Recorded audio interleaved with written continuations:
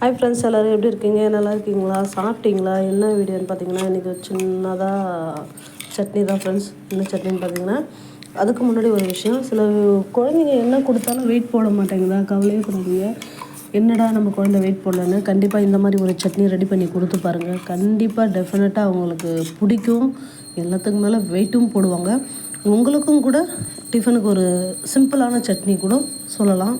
என்னென்னு பார்த்தீங்கன்னா, நான் இன்றைக்கி என்னெல்லாம் இது பொருள் எடுத்துருக்குறேன்னா, ஒரு டீ டம்ளர் அளவுக்கு வேர்க்கடலை, அதில் பாதி அளவுக்கு பொட்டுக்கடலை, ஒரு 4 வெள்ளைப்பூண்டு, 4 பல் பூண்டு, 4 வரமிளகா, இவ்வளோ தான் ஃப்ரெண்ட்ஸ் எடுத்தேன். 2 சில்லு தேங்காய் பத்தை எடுத்து, இதோட கூட முக்கியமான விஷயம் என்னென்னு பார்த்தீங்கன்னா, ஒரு 5 முந்திரி பருப்பு போட்டிருக்கேன்.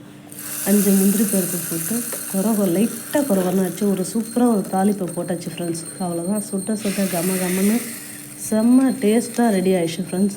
இது கூட ஆவி பறக்க இட்லி சுட்டு இல்லை தோசை சுட்டு வச்சு சாப்பிட்டிங்கன்னா ருசி வேறு லெவல் ஃப்ரெண்ட்ஸ். இந்த மாதிரி ஒரு முறை ட்ரை பண்ணி பாருங்கள். கண்டிப்பாக குழந்தைங்களுக்கும் பிடிக்கும், உங்களுக்கும் பிடிக்கும். அப்படி பிடிச்சிருந்தா மறக்காமல் கமெண்டில் சொல்லிட்டு போங்க. பாய்.